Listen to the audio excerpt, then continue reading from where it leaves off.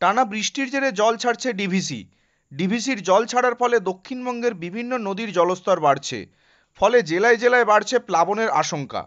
মঙ্গলবার বিকেলে সামগ্রিক পরিস্থিতি নিয়ে নবান্নে উচ্চ পর্যায়ের প্রশাসনিক বৈঠক করেন মুখ্যমন্ত্রী মমতা বন্দ্যোপাধ্যায়। মুখ্যমন্ত্রীর বৈঠকে হাওড়া, হুগলি সহ বিভিন্ন জেলার ডিএম ও এসপিদের সতর্ক থাকার প্রয়োজনীয় পদক্ষেপ নেওয়ার নির্দেশ দেন। তারপরই বুধবার থেকে গ্রামীণ হাওড়ার বিভিন্ন নদী তীরবর্তী ব্লকে মাইকিং শুরু করল ব্লক প্রশাসন। বুধবার বিকেলে উলুবেড়িয়ার 1 নম্বর ব্লকের নদী তীরবর্তী কালীনগর ও হীরাপুর গ্রাম পঞ্চায়েত এলাকায় ব্লক প্রশাসনের পক্ষ থেকে মাইকিং করা হয়। খারাপ আবহাওয়া, মৎস্যজীবীদের মাছ ধরতে না যাওয়ার পাশাপাশি জল বাড়লে নদী তীরবর্তী মানুষকে নিরাপদ আশ্রয়ে যাওয়ার আহ্বান জানানো হয় মাইকিংয়ের মাধ্যমে। এদিন নদীর পাড়ে মাইকিংয়ের সময় উপস্থিত ছিলেন উলুবেড়িয়া 1 নম্বর ব্লকের বিডিও HM রিয়াজুল হক।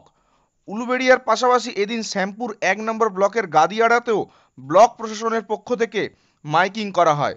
উপস্থিত ছিলেন শ্যামপুর 1 নম্বর ব্লকের বিডিও তন্ময় কাজী, পঞ্চায়েত সমিতির সভাপতি সহ অন্যান্যরা।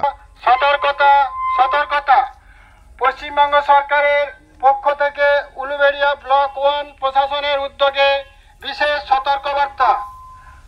আসন্ন একটানা বৃষ্টি এবং ডিভিসির জল ছাড়ার পরে কিছু এলাকা এবং নিচু এলাকা জলপ্লাবিত হতে পারে।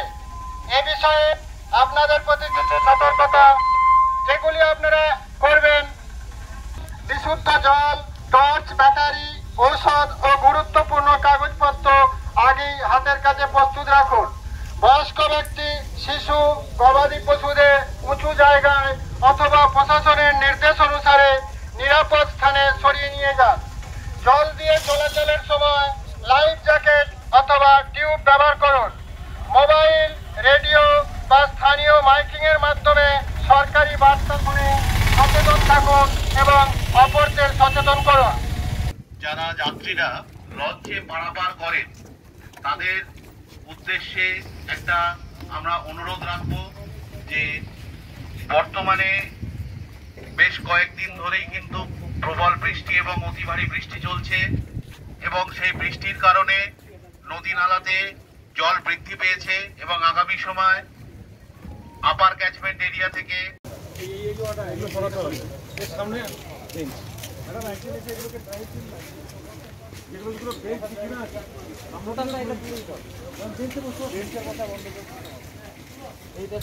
দোকানদার আছে হ্যাঁ ওখানে এই অনেকটা একটা পিছন দিকে